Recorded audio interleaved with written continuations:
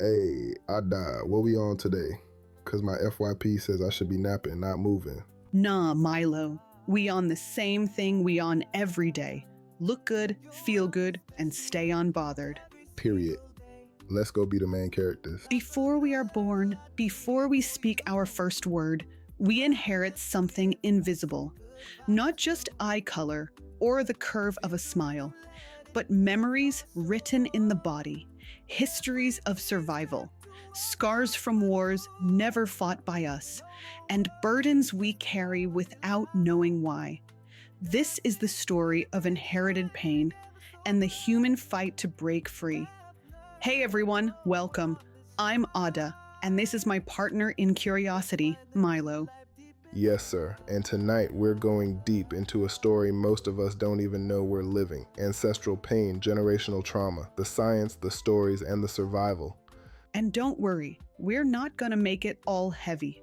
I'll bring the nerd energy, Milo bring the laughs, and together we'll make sense of why you sometimes feel tired, even when it's not your story you're carrying. Basically, if you've ever cried at 2 a.m. for no reason and thought, why am I like this? Tonight's for you. History is not gone. It lingers. Wars leave echoes. Famine leaves patterns. Oppression leaves wounds that ripple silently through generations. Science now shows us that trauma doesn't end with the person who experienced it. It can be passed down, written into our very biology. Okay, so pause. When I first learned that trauma could literally be passed down through your DNA, I was like, nah, that's too sci-fi. That's Marvel movie territory. Right? Like, congratulations, you inherited your mom's cheekbones, your dad's sense of humor, and your great-grandma's unprocessed trauma from the Great Depression. But that's actually real. It's called epigenetics, the idea that life experiences, stress, famine, trauma, can literally switch genes on or off. And those settings, they can be passed down. So basically, it's not just you are what you eat, it's you are what your ancestors survived. I'll be real with you guys. I used to think my anxiety was just me being Ada, overthinking, staying up late, cleaning the same corner of my room twice, worrying about every little thing. But when I dug deeper, I learned my family carried a lot of stress, war, displacement, loss. And maybe I wasn't just born anxious. Maybe I inherited survival mode. Dang, that's heavy and real. Yeah, but here's the flip side. Knowing that gave me power. Because if I inherited the stress, I can also be the one to change the story, to stop it from flowing forward. Across the world, scientists are uncovering proof. Holocaust survivors whose grandchildren show higher stress responses, descendants of famine victims who carry higher risks of disease, families whose pain outlives them, invisible but measurable. So basically, we're all walking history books, some pages written in joy, others in survival. And tonight, we're gonna flip through those pages together. Science, stories, and most importantly, solutions. The past is not past. It lives inside us, but so does resilience. In every scar written across generations lies the possibility of healing. The question is, will we face it? When we talk about ancestral trauma, it's easy to think of it as just stories, echoes of family pain, passed down like a whispered secret. But modern science is revealing something far more profound.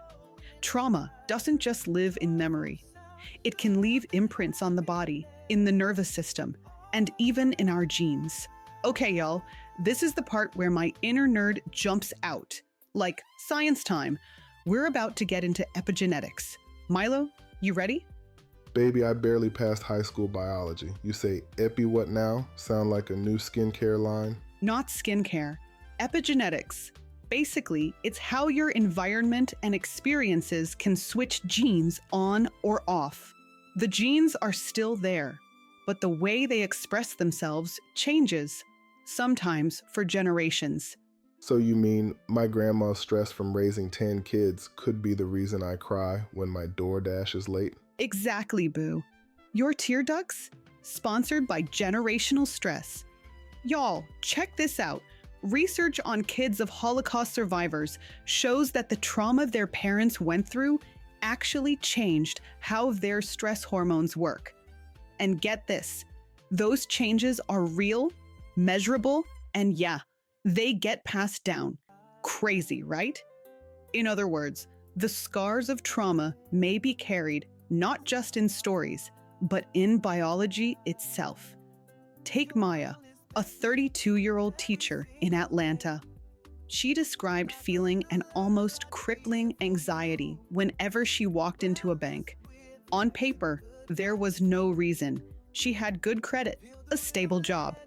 But when she dug into her family history, she learned her grandparents were denied loans during Jim Crow. The fear wasn't hers alone. It was layered, inherited. This is why exploring your family story matters. Sometimes your body remembers what your mind doesn't. You know what this makes me think? Like how much of what I'm dealing with isn't even mine. Like, do I actually hate commitment or am I just recycling my mama's heartbreaks? Milo, that's deep. And that's the thing. When you start asking those questions, you can break cycles. That's why this science isn't just theory, it's liberation. Epigenetics doesn't change your DNA itself.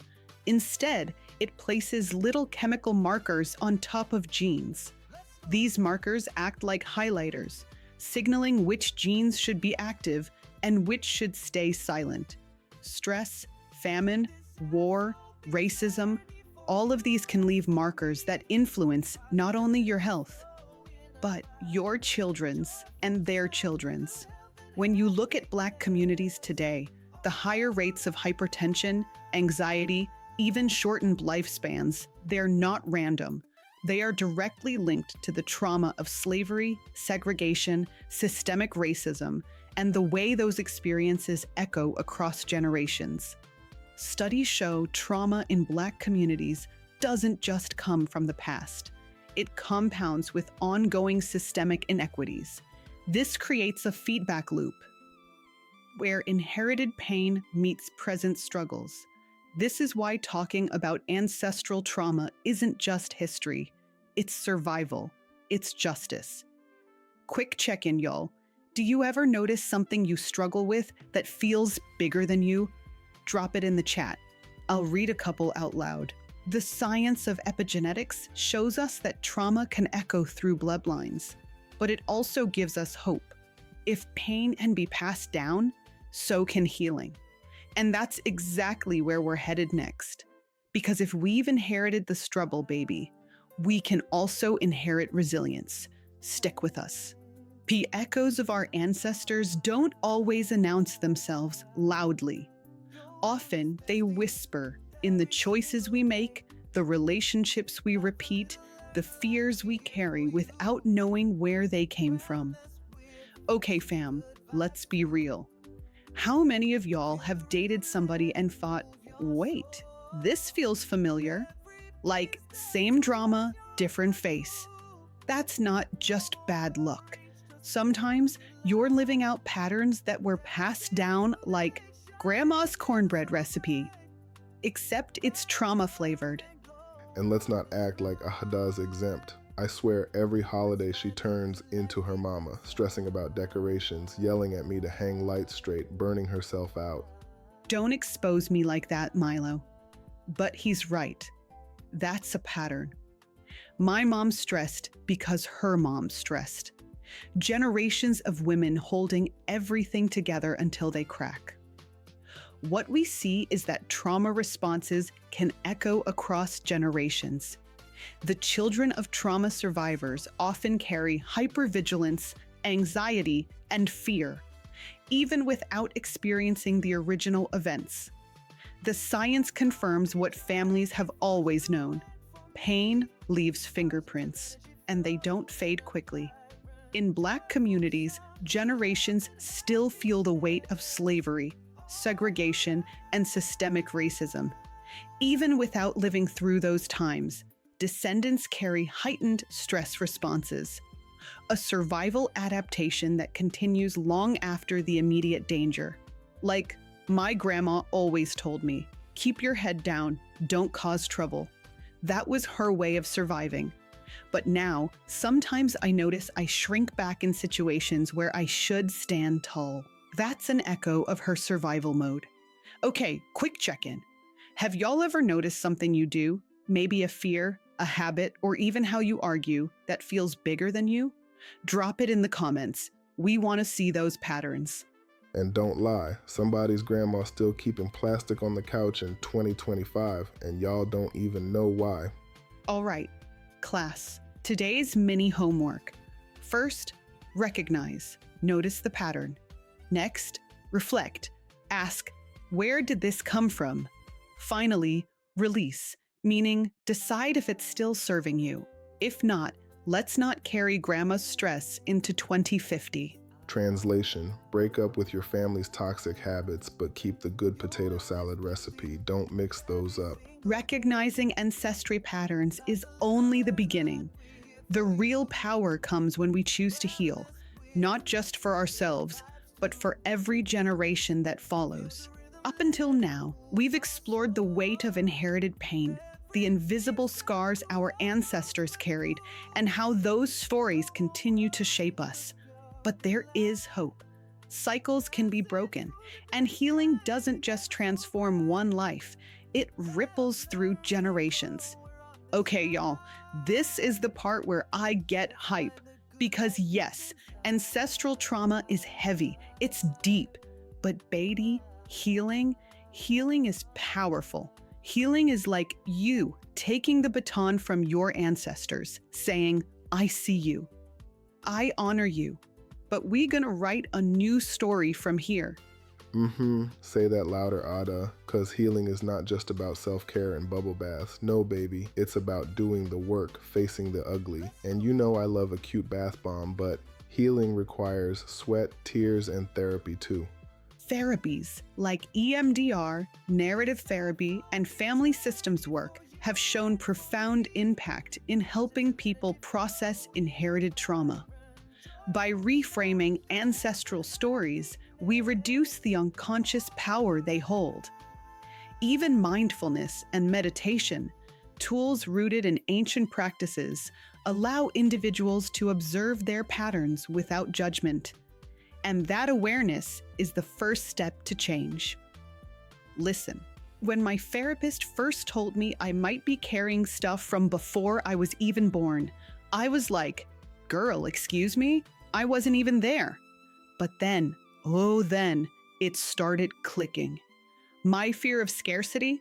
My grandma grew up dirt poor. My obsession with order? My mama was trying to survive chaos. So guess what? I'm not just messy for no reason. There's context. Context. Y'all, that's the word of the day. Put it in the chat. Context. Take Mariah. She grew up feeling unworthy, sabotaging relationships, never understanding why. It wasn't until therapy that she uncovered her grandmother's story, being abandoned as a child. Mariah was carrying echoes of that fear of rejection. Once she saw it, she began rewriting her narrative, creating healthy love for the first time. Let me be real for a second. As a gay black man, a lot of my inherited pain came from silence. Generations of people not saying what needed to be said. Keep your business in the family. Don't talk about that. But silence is its own kind of trauma. Breaking my cycle meant opening my mouth, sharing my truth, and honey, let me tell you, it's freeing. And now you inspire others to do the same. That's intergenerational healing right there. Here's the toolkit, y'all. Therapy. Don't be scared of it. It's not weakness, it's wisdom. Mindfulness. Just sitting with your thoughts without judgment. Narrative work. Rewriting your family story with compassion. And my personal faith, rituals of healing. That could be cooking your grandma's recipe, visiting a place your people came from, or simply saying, thank you. I honor you, but I release what doesn't serve me. David grew up with a father who never showed affection. Hugs and I love yous were absent. But instead of passing that down, David made a conscious choice. Every night, he tells his daughter how much she means to him. In doing so, he not only heals himself, but he plants seeds of love for generations to come. So let's be clear. You didn't start the pain, but you can end the cycle. Every choice to heal yourself is a gift to the ones who came before you and the ones who will come after. And if you don't do it for you, at least do it for your great-great-grandkids, because, honey, they deserve therapy-free baby pictures, okay? As we move from understanding and healing inherited pain, we step into the next chapter, building a legacy of strength. It's about transforming what was once a burden into wisdom, compassion, and resilience, gifts we pass forward. All right, fam, this is the good part, the part where you get to take everything you learned, all that healing work, and turn it into power, real power. And not like I'm better than you power. Nah, this is generational, long-lasting, change your family tree kind of power. Yes, ma'am, and let me tell you, this is so us. Healing, that's step one. But legacy is everything. It's how you show your kids, nieces, nephews, everyone around you. We survived, we learned, we thrive. Legacy isn't just about wealth or material inheritance. It's the stories we tell, the compassion we model, the resilience we embody. Studies in epigenetics suggest that even the choices we make today, how we manage stress, express love, and handle trauma, can positively influence generations yet to come. Word. And if you're out here thinking my past makes me weak, honey, flip that script. You're turning that pain into a blueprint for strength. Meet Terrence. His family struggled with generational anger and communication gaps. Through therapy and conscious parenting, Terrence now models patience, encouragement, and active listening. Every bedtime story, every hug, every guided lesson is a brick in a new legacy, one that his future children inherit not as trauma, but as resilience. Okay, fam, let's break this down. Here's how you build your legacy. First, model emotional health. Talk about your feelings. Second, share your story, but reframe it. Turn pain into lesson. Third, celebrate small victories. Every time you respond differently than your past, you're rewriting history. Fourth, teach mindfulness and coping skills to the next generation. Fifth, practice gratitude, not just for yourself, but for the ancestors who survived so you could be here. And honey, don't forget self-love. You can't hand down strength if you're low-key sabotaging yourself. That's like giving someone a half-filled cup. Jasmine turned her inherited struggles into community action. She created a neighborhood program teaching children stress management, meditation, and emotional awareness. In doing so, she amplifies the healing, not just for her family, but for every child she touches. Y'all, that's legacy in motion. That's how you break cycles and create something bigger than yourself. Remember, legacy is not a trophy. It's not fame or money. It's the impact you leave on the people around you. Every conscious choice you make to heal, every act of compassion, every story you rewrite, that's your power. And yes, you can do it while looking fabulous. Don't forget, sassy. Always sassy. Inherited pain does not have to define your life. Through awareness, healing, and conscious choices, you can transform ancestral burdens into sources of strength. Build your legacy, not for the past, but for the future. So tell me, what's one thing you're going to do today to start building your legacy? Drop it in the comments. I want to read every single one. And honey, make it fabulous.